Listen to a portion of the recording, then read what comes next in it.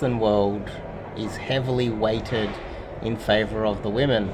Now, this is something that it seems like a lot of people don't take that seriously. They think that, oh, look, if you want to go abroad and get divorced, or this is a red pill thing, or this is just conspiracy theory. It's not. It is a absolute nightmare for a man living in Western society, United States, Canada, Australia, New Zealand, England, anywhere in Britain, even France, Germany.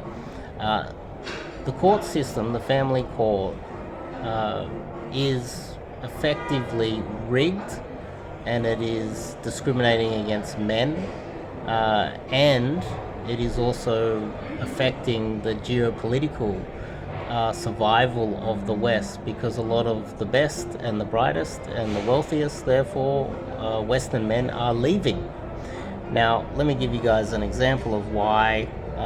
And I'm not saying you shouldn't get married in the West. I'm just saying that if you were to get married in the West, you will lose.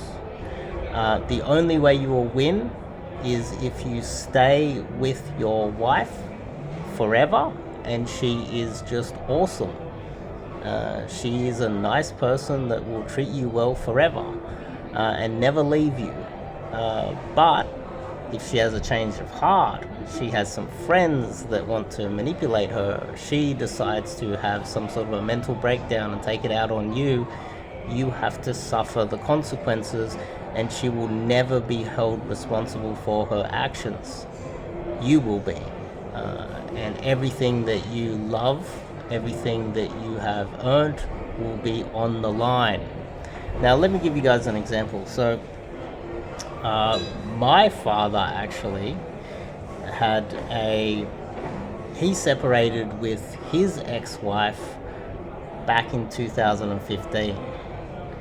And what he did, because he's not functioning that well mentally, he separated up the goods with her, and he gave her cash, he gave her assets, he gave her a contract for the contract was for an off-the-plan apartment.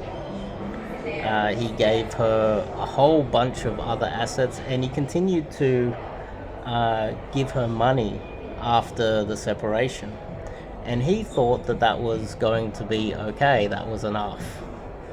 But what she did was she obviously spoke to a lawyer, and the lawyer went through the assets, and some of the assets, my father had a great deal with my grandparents that he could live in that house indefinitely and raise his family, and all he had to do was pay all the bills. He never had to pay rent, anything. My grandparents were legends in that way, where they cared about their children. Now, he took advantage of that awesome deal and he moved his family in. And what happened was, she, back in 2015, obviously decided, I'm going to see a lawyer and see what I can get.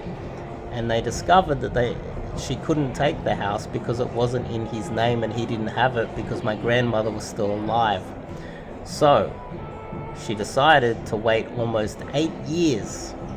Just wait it out. Wait as long as it took to wait until my grandmother, the last parent to die, and then wait for the assets, houses, units, all to be transferred into the name of my father before lodging the divorce proceedings. And because my father's not quite functioning too well, he drinks a little bit, he got sideblinded by this.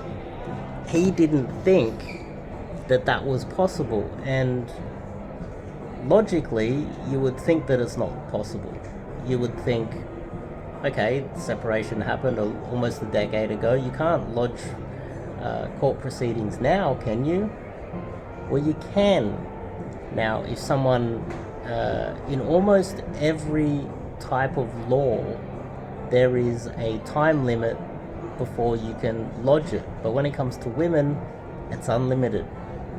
So you can divorce a woman 100 years ago and she can lodge court proceedings today and take everything that you have. It's the same as with sexual assault and rape allegations and everything else.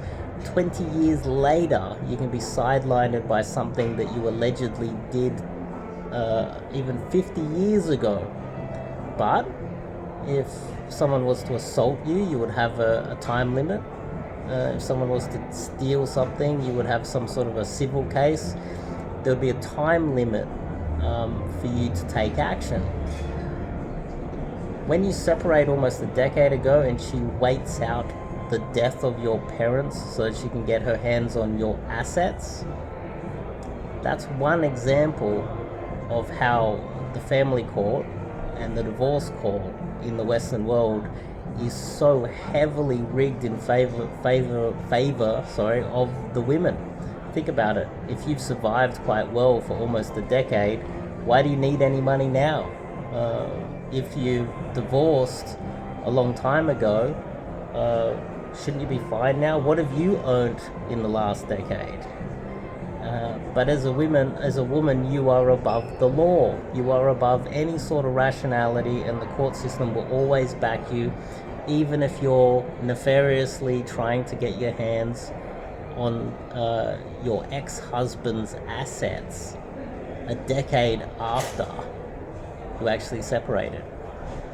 That's just one example of the moral hazard that women have in their power, and power goes to their brains, and it doesn't. And this is another thing. She could be an immigrant from overseas and just play the court system against a white man in America or Australia or England and take everything from him. And you wonder why the West is collapsing.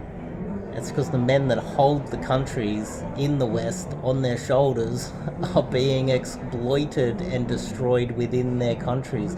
The court systems are also being used as a geopolitical play to destroy the West. So the smart men don't just learn from their own mistakes, they learn from other men's mistakes. And so what you have is some of the brightest men worldwide not getting married, not having to deal with the divorce court because they know it's rigged, so they avoid it at all costs. And a lot of them are going abroad, and that's why middle powers are rising, because there's capital flight, intellectual human capital flight leaving the West. And this is what happened to Argentina. So if you're a man living in a Western society, if you're a white man, you've got nowhere to go. If you're an Asian man, you can go back to your country and find a wife there where the laws are going to be fairer.